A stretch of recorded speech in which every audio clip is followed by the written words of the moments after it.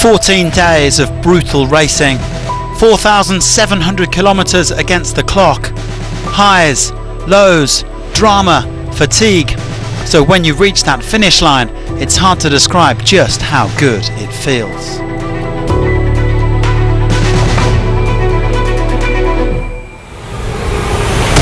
Only 175k on this 12th and final stage, but you've still got to get through them. You may recall some final day SSV drama last year.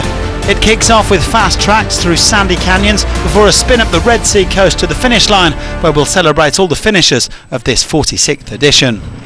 Now, Jane Daniels didn't really know what to expect from this Dakar, but it turned out to be the hardest race she's ever done, both physically and mentally. But the four-time Enduro World Champion is a fighter and got the top 50 finish she wanted in 49th overall. She was the only woman to finish on two wheels, and we hope to see her back next year. Tobias Ebster's had a dream debut, doing what his illustrious uncle, Heinz Kinnegadner, never managed, successfully completing the Dakar and in some style.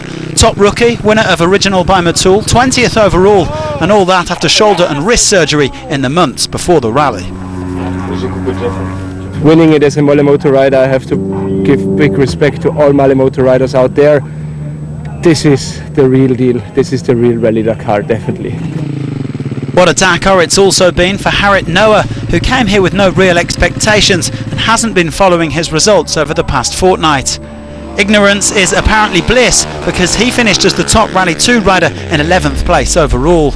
He was also surprised and delighted with his 5th place on stage 10, saying it's great to know that he has it in him. It's the first time that an Indian has won a class at the Dakar, and great for Sherco after they lost Lorenzo Sansolino to mechanical issues and Rui Gonçalves to injury. Onto our leading lights, and you had to feel a bit for Nacho Cornejo after he endured a frustrating end to the rally. Fuel tank issues yesterday and today dropped him down to 6th place overall. The Chilean no doubt deserved better after winning 3 stages and doing a superb job with navigation, but that's all part of doing the Dakar, and he'll be aiming high again next year.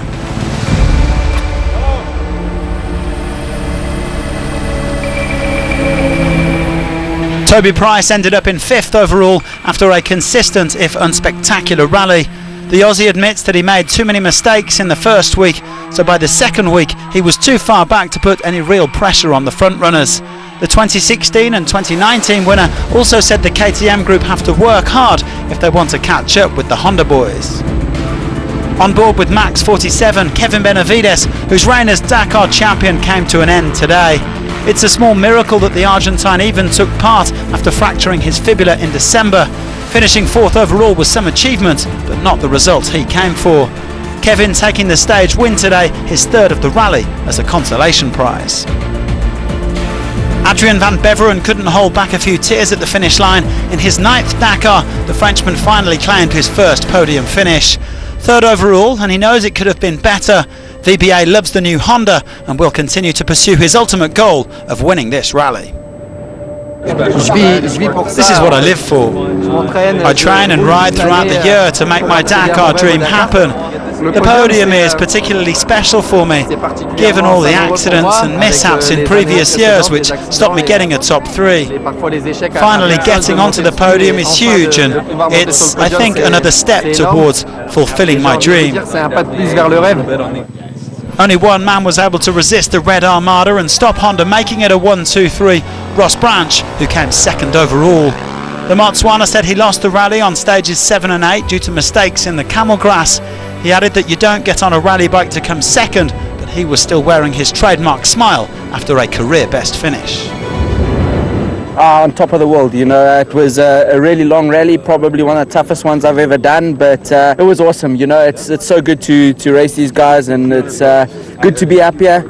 I'm so happy for the team. You know, they deserve to be up here. They've put a lot of work in, and for such a young team, it's a great result. So super happy to be up here. But in Branch's words, Ricky Brabeck didn't put a foot wrong, and the American was a worthy winner of Dakar 24. It's the 2nd time he's won with the number 9, which he says he'll be adopting from now on. This also happens to be his 9th Dakar. Brabeck brilliant from Alula to Yanbu. He becomes the 13th biker to win multiple Dakar titles. In this one, I feel like as more earned. This is a lot tougher. You know, in 2020 we had a big gap from the get-go. Here, I think me and Ross spent like 3 days with a couple seconds difference. So it's been a tight race, and 10 minutes is not a big gap here in rally. So it's been tight. Benavides took the final stage ahead of Price and his brother Luciano. Great effort from Diego Llanos to come fifth, with fellow Rally 2 riders Romain Dumontier and Mathieu Devers and Bradley Cox also inside the top 10. Brabeck won it by 10 minutes 53 from Branch and took 18 minutes 28 of bonuses. Privateers Stefan Svitko and Martin Mitchek both finished inside the top 10 overall. Well, now it's time to take a closer look at our winner, Ricky Brabeck.